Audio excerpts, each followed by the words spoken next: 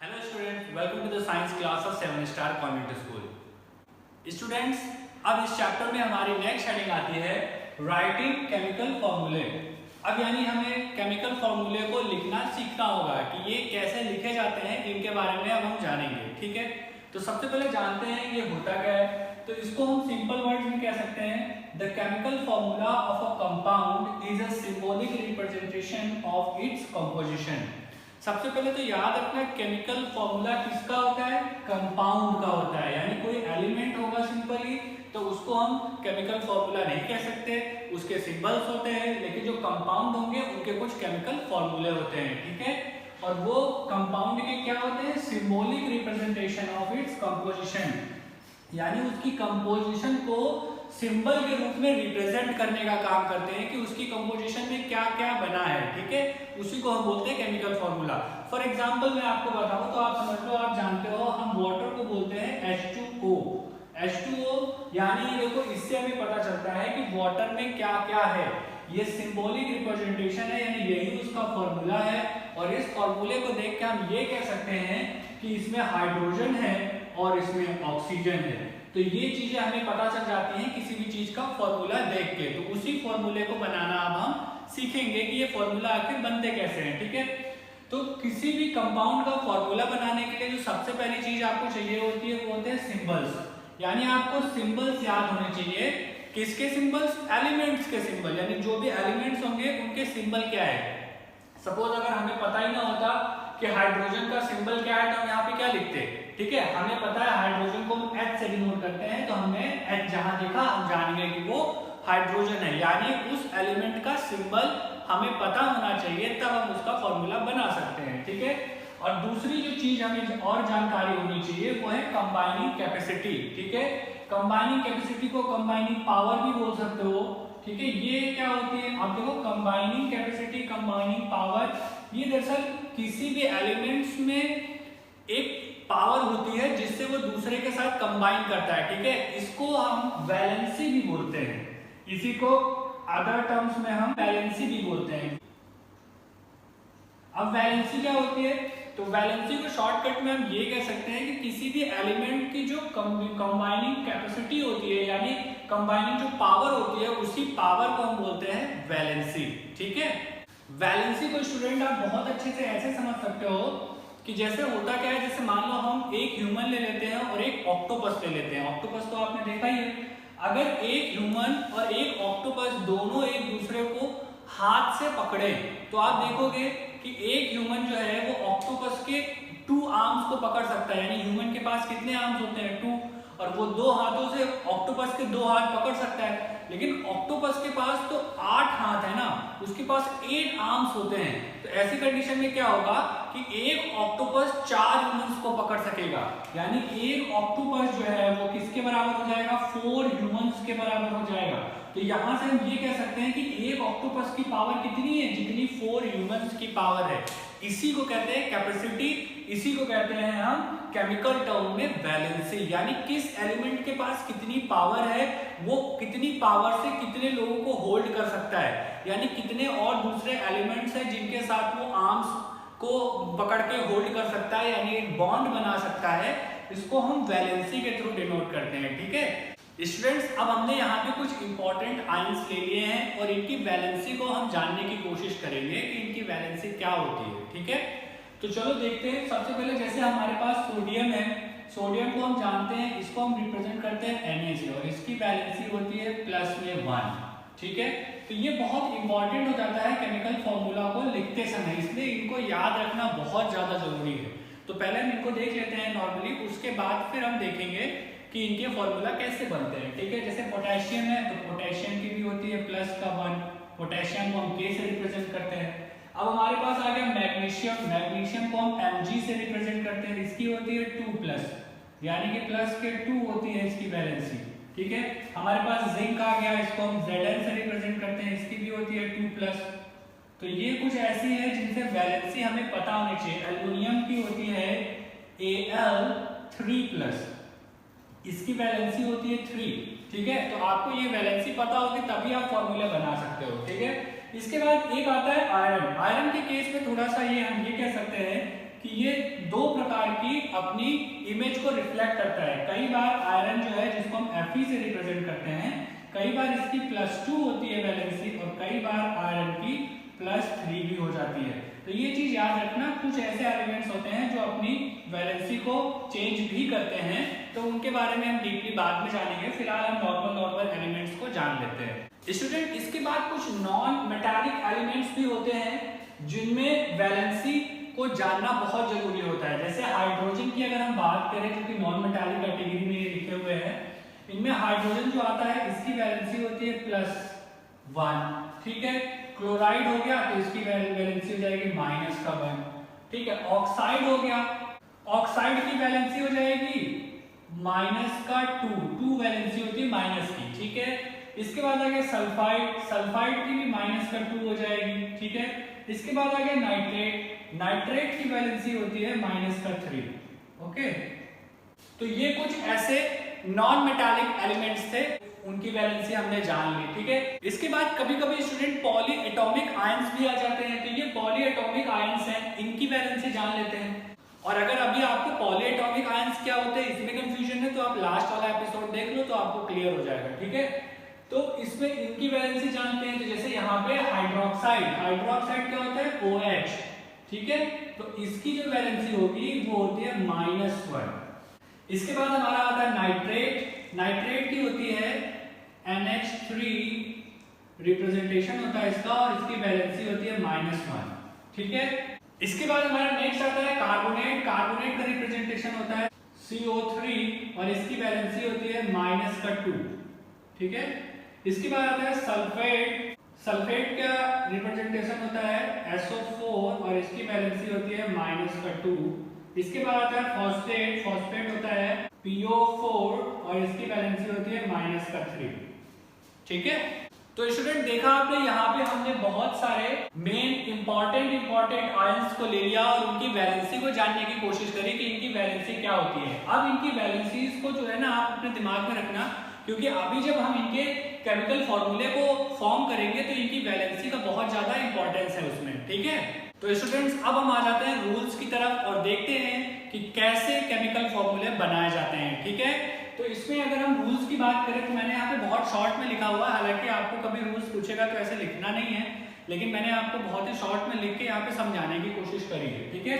तो रूल्स में main important rule आप सबसे ज्यादा तो यही कह सकते हो कि सबसे पहला रूल जो कि वैलेंसीज और चार्जर मस्ट बैलेंस, यानी वैलेंसीज और चार्जेस जो भी होंगे वो बैलेंस होने चाहिए। यानी जब भी कभी हम किसी का नाम लिख रहे होंगे तो उसमें वैलेंसी और उसके जो चार्ज है उनका बैलेंस होना सबसे ज्यादा जरूरी है।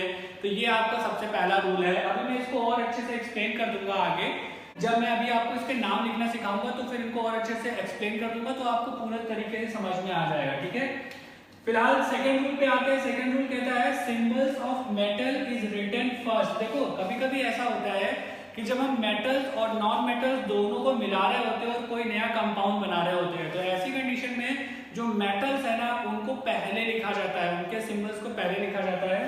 फॉर एग्जाम्पल हम ये कह सकते हैं, जैसे हमारे पास है कैल्शियम ऑक्साइड, कैल्शियम ऑक्साइड का फॉर्मूला होता है CaO। CaO में आप देख सकते हो ये जो है कैल्शियम ये मेटल है और ऑक्सीजन नॉन मेटल की कैटेगरी में जाता है।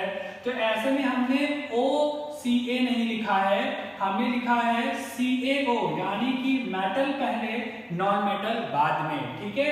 तो ये हमारा दूसरा रूल कहता है। इसका और एक एग्जांपल है, जैसे मान लो आप कह सकते हो सोडियम क्लोराइड को, सोडियम क्लोराइड में सोडियम मेटल है, इस वजह से हमने इसको पहले लिखा है और उसके बाद फिर क्लोराइड बाद में गया है जो नॉन मेटल की कैटेगरी में आता है, ठीक है। तो ये याद रखना, जब मेटल्स और नॉन मेटल साथ में आएंगे तो हम मेटल्स को पहले रखेंगे और उसके बाद नॉन मेटल को, ओके। इसके बाद जो हमारा थर्ड रूल है वो कहता है पॉलीएटॉमिक आयंस के केस में, पॉलीएटॉमिक आयंस के केस में क्या होता है आपको यहाँ पे थोड़ा सा ध्यान देना होता है। पॉलीएटॉमिक आयंस जैसे हम कह सकते हैं कि Na और OH को हमने मिला दिया, सोडियम हाइड्रोक्साइड बनाया, तो NaOH तो आसानी से मिल जाएगा क्योंकि इसकी वैलेंसी आप देखोगे तो Na पर 1 होगा और OH पे माइनस का ये होगा, तो ये 1 होगा, दोनों मिलके बना लेंगे NaOH। इसके केस में तो कोई दिक्कत नहीं है। लेकिन अगर हम इसको मिलाएं मैग्नीशियम के साथ, तो मैग्नीशियम के साथ हम OH को जब मिलाते हैं तो आप देखो मैग्नीशियम में 2 की प्लस की 2 वैलेंसी होती है और OH में माइनस की 1 वैलेंसी होती है। तो ऐसी कंडीशन में होता क्या है, ऐसी कंडीशन में आपको इसको बढ़ाना पड़ेगा, यानी इसको जो है ना, इसके एटम्स को बढ़ाना पड़ेगा, और इसके मॉलिक्यूल्स को बढ़ाने के लिए आप सिंपल से ऐसे समझ लो, आप लिखोगे Mg और इसके साथ जब OH को अटैच करोगे तो आप यहाँ पे इसको ट्वाइस कर दोगे, यानी कि ये दो इसकी ट्वाइस में इसके मॉलिक्यूल्स को कर दोगे। इससे क्या होगा, ये Mg के साथ फिर कॉम्बाइन हो जाएंगे। लेकिन अगर आपने Mg को OH के साथ ट्वाइस किया लेकिन आपने ये ब्रैकेट का यूज नहीं किया, वैसे कर दिया, तो ऐसे में ये हाइड्रोजन के साथ केवल ट्वाइस माना जाएगा, ऑक्सीजन के साथ नहीं माना जाता है, तो ये गलत हो जाता है। तो ये आपको ध्यान रखना रहेगा पॉली एटॉमिक आयंस के केस में, जब भी आप उसकी किसी भी उसकी मॉलिक्यूलर पावर को घटाओ या बढ़ाओ, तो आप ये याद रखना कि उस पूरे को आपको घटाना बढ़ाना है, तो उसके लिए ब्रैकेट का यूज करते हैं हम, पूरे ब्रैकेट में होल में डाल के तब उसको ट्वाइस करते हैं या थ्राइस करते हैं, जो भी करना होगा, ठीक है। तो ये एक बहुत इंपॉर्टेंट छोटी सी चीज थी, क्योंकि ये गलती आपसे आगे ना हो, इसलिए ये अभी जान लेना बहुत जरूरी था। तो ये बेसिकली 3 रूल्स थे जो हमने जान लिए हैं। अब हम देखेंगे कि कैसे बनाते हैं किसी भी फॉर्मूले को। जैसे सबसे पहला एग्जांपल हम लेते हैं हाइड्रोजन क्लोराइड का। अब हमारे पास हाइड्रोजन क्लोराइड है, और हाइड्रोजन क्लोराइड के लिए आपको अगर हम बोले कि इसको फॉर्म करो, तो आप कैसे बनेगा, तो देखो इसके लिए बहुत सिंपल है। हाइड्रोजन की वैलेंसी आपको पता है, यहाँ पे मैंने वैलेंसी को इंडिकेट किया है, हालांकि ये आपको ऐसे बुक में नहीं मिलेगी, लेकिन मैंने इंडिकेट किया है ताकि आपको इजीली समझ आ जाए, ठीक है।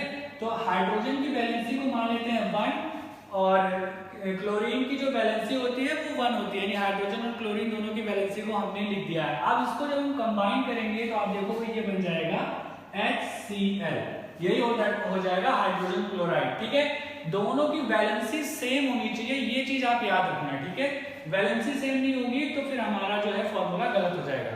अब अगर हम दूसरे वाले में आ जाए हाइड्रोजन सल्फाइड, अब इसमें देखो, इसमें सबसे ज्यादा मेन क्या है, हाइड्रोजन की वैलेंसी तो 1 है, सल्फाइड की वैलेंसी 2 है, यानी यहाँ पे वैलेंसी अलग अलग है। तो इसको सेम कैसे करेंगे, तो इसको सेम करने के लिए हम इसको पावर दे देते हैं, यानी हाइड्रोजन जो हमारे पास है इसको हम 2 पावर दे देंगे, इसके 2 मॉलिक्यूल्स को ले लेंगे और सल्फाइड का 1 मॉलिक्यूल दे देंगे, तो ये हमारा फॉर्मूला बन जाएगा हाइड्रोजन सल्फाइड। देखा कितना इजी है, जब भी कभी इसकी वैलेंसी कम हो रही होगी तो हम उसको पावर दे देंगे एक्स्ट्रा अलग से, और वो हमारा फॉर्मूला फॉर्म कर लेंगे। और ये जो हम पावर देंगे, याद रखना, ये लेटर्स के नीचे साइड में लिखा होता है, उसके बराबर से नहीं लिखते, ठीक है।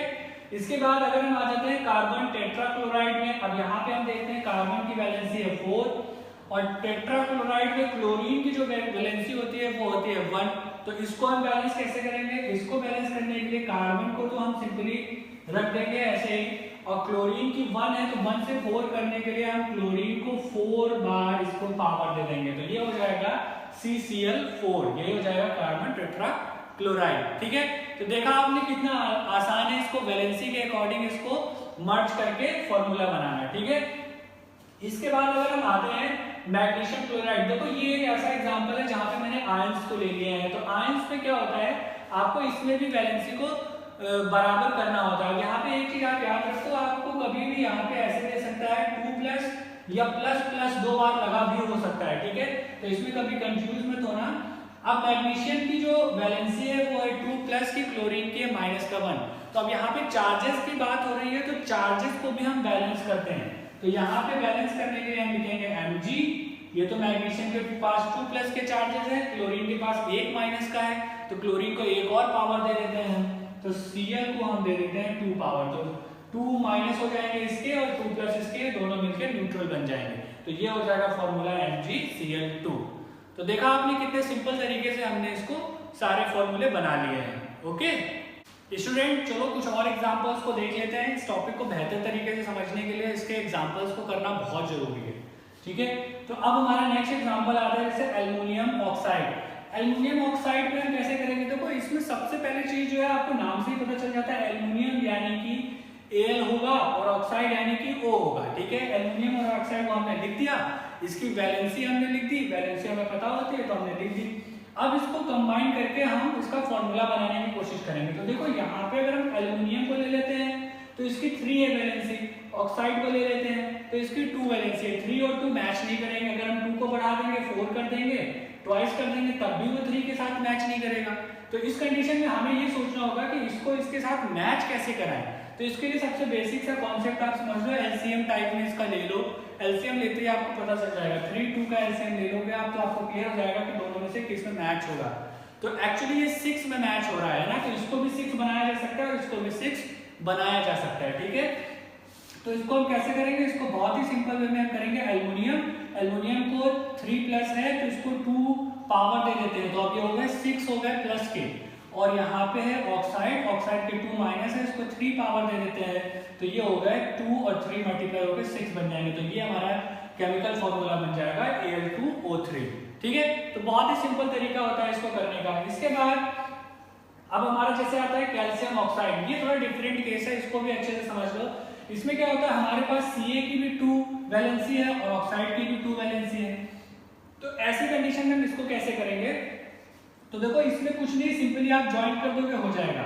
आप इसको करोगे तो ये हो जाएगा Ca2O2, ठीक है। लेकिन आपको जो पता है जब दोनों तरफ वैलेंसी इसकी सेम है तो इसको हम जनरली ऐसे लिखते नहीं है, ठीक है। जब दोनों ही जगह पे सेम इसकी पावर है, सेम वैलेंसी है, तो इसको ऐसे लिखने की जरूरत नहीं होती। आप सिंपली इसको लिख सकते हो CaO, यही हो जाएगा कैल्शियम ऑक्साइड, ठीक है। आपको जब भी कभी पावर की जरूरत नहीं होगी ना तो हम नहीं लगाएंगे, ऐसा नहीं कि उसको जबरदस्ती लगाते जा रहे हैं बढ़ाते जा रहे हैं, ठीक है। तो ये चीज एक याद रखना, ऐसे केसेस में जब वैलेंसी सेम होती है तो हम सिंपल लेटर्स में इनको लिख देते हैं, फालतू में इनकी और पावर को एक्सटेंड नहीं करते, ठीक है। इसके बाद हमारा नेक्स्ट केस है, मान लो जैसे आ जाए सोडियम नाइट्रेट। तो सोडियम नाइट्रेट में यहाँ पे पॉलीएटॉमिक आयंस है, तो हमें पता है इसकी वैलेंसी -1, इसकी +1, सिंपली ऐड हो जाएगा NaNO3 हो जाएगा, ये हो जाएगा सोडियम नाइट्रेट। तो देखा कितने सिंपल तरीके से हमारे फॉर्मूले बनते जा रहे हैं, ओके। यहाँ पे मैंने 3 और एग्जांपल्स ले लिए हैं और ये लास्ट हैं और इन्हीं से आपको ये पूरा टॉपिक समझ में आ जाएगा। इतने अगर आपने कर लिए अच्छे तरीके से तो आप लगभग हर एक केमिकल फॉर्मूले को आप बनाने के केपेबल हो जाओगे, ठीक है। तो चलो इनको और करके देख लेते हैं। जैसे देखो कैल्शियम हाइड्रोक्साइड है तो हमें पता है कैल्शियम है तो Ca होगा, हाइड्रोक्साइड है तो OH होगा, ठीक है। बहुत ही सिंपल तरीके से हमने ले लिया। अब हमें पता है Ca की जो वैलेंसी होती है वो होती है +2 और हाइड्रोक्साइड की -1। तो चलो इसको बैलेंस करने की कोशिश करते हैं, तो ये हो जाएगा Ca और OH में आपको पता है यहाँ पे -1 ही है, तो इसको 2 करने के लिए इसको हम ट्वाइस पावर दे देते हैं। पावर देते समय याद रखना ब्रैकेट में पावर देंगे, जैसा कि लास्ट में मैंने बताया था, अगर ब्रैकेट नहीं लगाओगे तो फिर ये केवल H के साथ हो जाएगा, O के साथ नहीं रहेगा, जबकि इसकी कंबाइंड रूप से वैलेंसी -1 है, तो इसको पावर भी हम कंबाइंड रूप से देंगे, ठीक है। इसके बाद हमारा नेक्स्ट आ जाता है जैसे सोडियम कार्बोनेट। सोडियम हमें पता है Na, कार्बोनेट हमें पता है CO3। सोडियम की जो वैलेंसी होती है वो होती है +1, कार्बोनेट की होती है -2। तो स्टूडेंट अब इसको हम बैलेंस करने की कोशिश करेंगे, तो ये क्या होगा, ये सिंपली +1 है तो ये हो जाएगा सोडियम को हमें कार्बोनेट के बराबर करना है जो कि -2 वैलेंसी के साथ है, तो इसको 2 पावर दे देंगे और ये हो जाएगा Na2CO3, ये हो जाएगी इसकी बैलेंसिंग, ये बन जाएगा सोडियम कार्बोनेट, ओके। इसके बाद सबसे लास्ट, और ये कह सकते हैं कि अभी तक जितने भी आए हैं उनमें से सब थोड़ा सा टफ भी है, तो इसको हम अगर अच्छे से समझ लेते हैं तो लगभग सारे क्लियर हो जाएंगे। तो चलो अब देखते हैं अमोनियम सल्फेट को हम कैसे बनाएंगे। तो अमोनियम सल्फेट के लिए हम ये कह सकते हैं अमोनिया यानी NH4 और सल्फेट के लिए SO4, ठीक है। अब NH4 में टोटल जो है आप कह सकते हो चार्ज होता है +1 का और SO4 में चार्ज होता है 2 का, ठीक है। तो यानी NH4 में +1 का चार्ज, SO4 में -2 का चार्ज होता है। तो अब इनको जो हम कंबाइन करेंगे तो आप देखोगे NH4 को हमें बढ़ाना पड़ेगा, तो ये हो गया NH4 और इसको हम बढ़ाएंगे, जैसा कि मैंने बताया था ब्रैकेट्स का बहुत ध्यान रखना है, तो आपको ये होल में ट्वाइस करना है, तब ये हो जाएगा SO4, ठीक है। अगर आप होल में ट्वाइस नहीं करोगे तो वो फिर इसके साथ जुड़ जाएगा हाइड्रोजन के साथ, जो कि फिर हमारा गलत हो जाएगा। तो इसको हम लिख सकते हैं NH4 होल ट्वाइस SO4, ये हो जाएगा ammonium sulphate, okay. Students I hope आपको यहां तक प्रॉपर्ली समझ में आ गया होगा। Thank you.